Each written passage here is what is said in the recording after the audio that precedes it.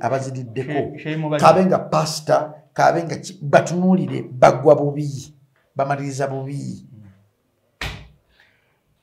tugenda ku Sheikh Mubajje yasabye gavumenti ejje kuba bakolerako tabitegeera taata wange Sheikh Mubajje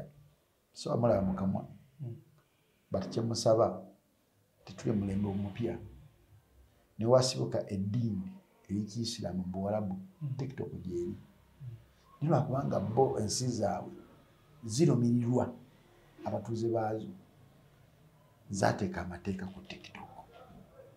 tosobola kwemula ng'oli mu Buwarabu tosobola kuvuma ng'oli mu Buwarabu tosobola kumalako eddembe lya muntu munno ng'oli mu Buwarabu tekisoboka era oli wakeera amanya najja video ng'omuwemula ng'omuvuma n'agitwala ku poliisi within a short period of time bakukwata niwano mu Uganda kikwatibwako ku family ejo kasooba President Museveni baba balina okukwata naye tekifa ku generation ezijja mu maaso generation ezijja ewali problem TikTok terina buzibu eri app egamba nno mbuli eki ekikuli ku bwongo obwo ekikuli ku bwongo obwo kyoteekayo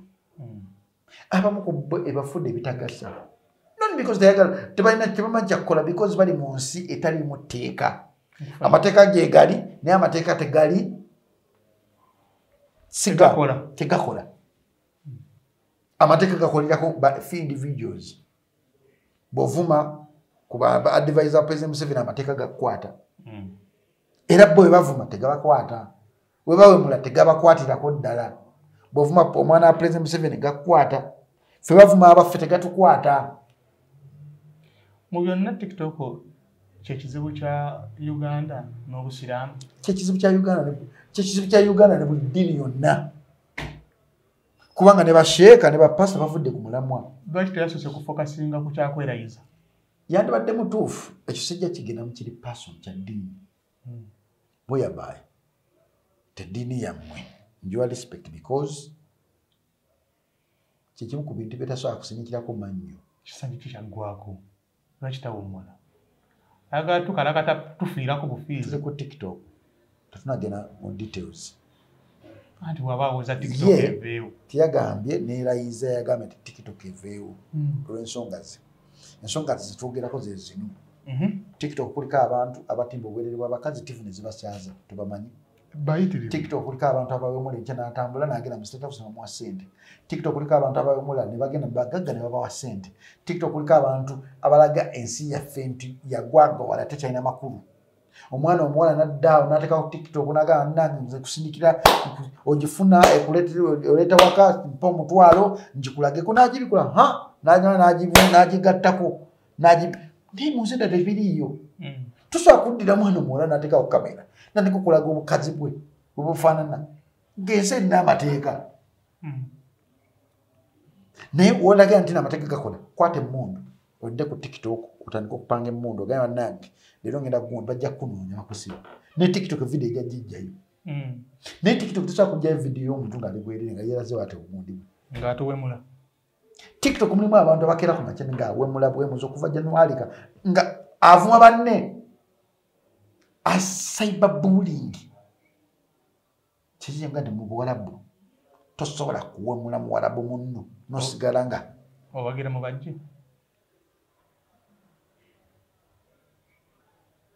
kijolegeza nti bagira mu bajje kusinziira ku statements z'oyogera muwagira TikTok nakubanga simuwagira TikTok gijjawo muwagira mu statements yagenda TikTok ekola ki kuliko ebintu ebitategerekeka yes nze ndi ku TikTok ndaba kumwambe mula mulimu abantu abali ku TikTok ate bawemula ba-inspiringa bayitirivu akitegeera naye abo tebabafaako nire siti tojja musanga talina abantu bamugoberera bangi naye awemula ojja musanga wabeera ku gundi ku live ebeerako abantu ng'enkumi nga 10 batudde balaba amawano ge tulina mu Uganda mubajje mutuufu mu statement ye ne statement ye government yandibadde ejukubanga muwajje emu ku ba stakeholders ab'eddiini be tulina ayinza okuba ng'alina ebizibu bye nga ye mu ddiini gy'avaamu naye tekimuggyako asooka atereeza ebyo ate kino kisinga n'ekizibu kyayina subhanallah nkubuulira omuntu asooka for example statement gye yayogedde ku lwalirira erina amakulu nnyo n'okusinga okweremeza ku busiraamu akikiriza ye oba nedda ayogere statement zino nga tali ku busiraamu sikikkiriza statement ya Mwangi gye yayogedde eggula amaaso abantu abali mu Uganda etaasa emyoyo egirijja mu maaso bwe tuba twagala nakyemalira atuviire olwo tuba tulwanirira ki nga waliwo ne nakyemalira omulala owagira President Museveni siri munnabyabufuzi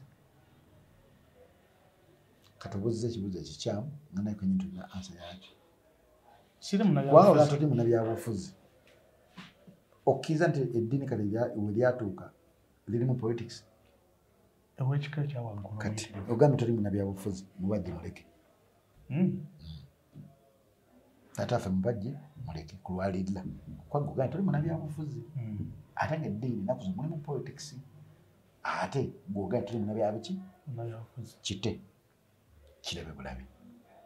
kubanga politics yabezaawo mubajja okubeera ku ntebe eyo kati kite ku lwalirira saba busabi swalazo zimaleyo ng'osabira obusiraamu bufuna obukulembeze obupya ala ajja kikuwa bw'obanga omutima gwo mulongoofu bw'obanga omutima gwo si mulongoofu nga tusobola kutegeera nga tusobola kulaba bibi kale mubajje mubi ne statement ziyayogedde nga tusobola kulabamu kirungi kizirimu kisobola kutasa Uganda ala nawe akusonyiwe oba musiraamu atamanyi wa gy'alaga kyovula amalaya tasobola kusumba asobola essaawa zino Ukraine erina president yali kazanyinkirizi Allah asobola okuyimusa omuntu yenna wadde malaaya nono yamuyimusa naye alona ekitiibwa kye si gwe Allah okumujajinga era gu mazambi goli mukola kate ne bannaye kyeya mazambi goli mukola kale kyetaaga tufuneko olunaku tutuulawo just twesomeseemu mu ddiini nze mpya mu ddiini yammwe naye bimu ebitini nti byemmanyi tokkirizibwa kujajinga kansubire tuwasiramuka lwa mukazi wange si musiraamu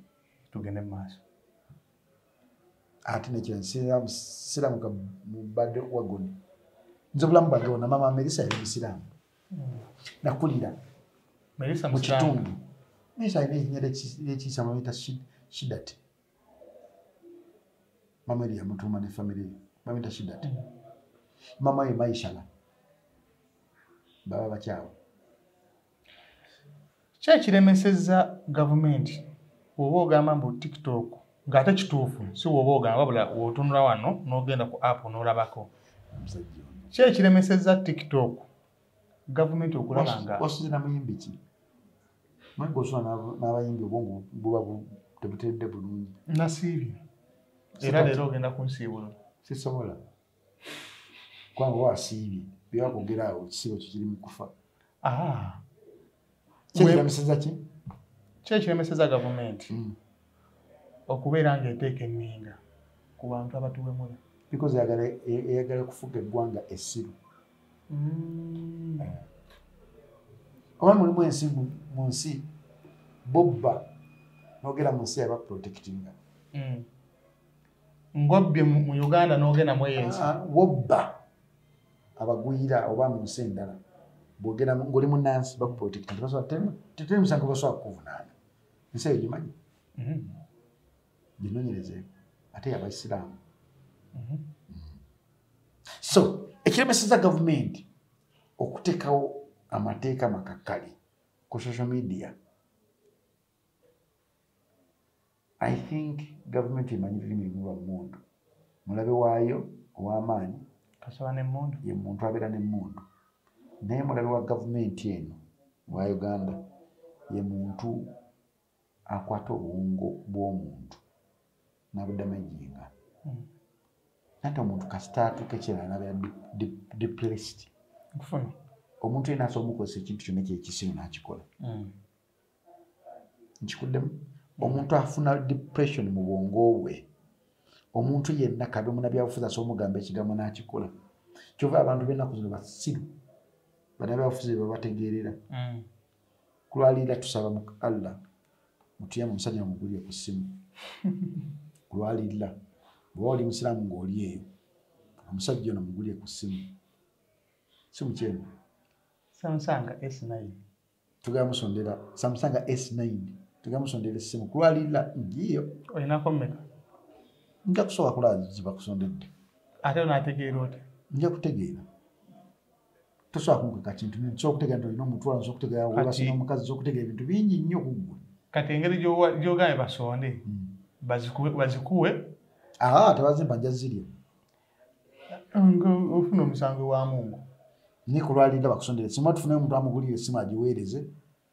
olukyala waffe aliwo yakoleeta buno bunakani Kalimu onkulu Kalimu oba odzeeyo kano kavidiyo kasindike Kalimu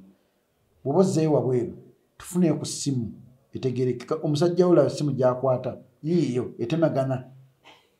etemagana bebekulu ono kyaliwo nnyo Kirebasoni ono kyali wammwe nnyo mumugulire ku ssimu etegeera buloga wammwe ono President Wanigina si kyaliwo ani omulala gwe manyi kyaliwo Mama Fina ono kyali wammwe nnyo Mama Fina si kyaliwo sina na ate hamu kyali wange Kiggundo mugagga ono kyali wammwe neraba President Wanigina ono ajja n'akavalinga ebintu byammwe amagendo gammwe ge muyisaawo mu gavumenti tugenda ku kirala nkebera n'onjja ku mulamu eyinza essimu egenda kwabikamu bibiri Allah wanaaba agezi yaje egendeze gwegitunza oti mu maaso ejjako omuntu okuyingira mu maaso tugenda kuddamu kola nga oli muzibe oba nti essimu yattako omuntu getemereza bweti naye batuka omulundi gumu yala gikutwala mu maaso amaaso gonna ne gagenda kati gyegendeze giteeke distance ng'ogibikkula era oba obikkula giteeke sayidi yo eyinza okundeetera obuzibu tugenda ku kirala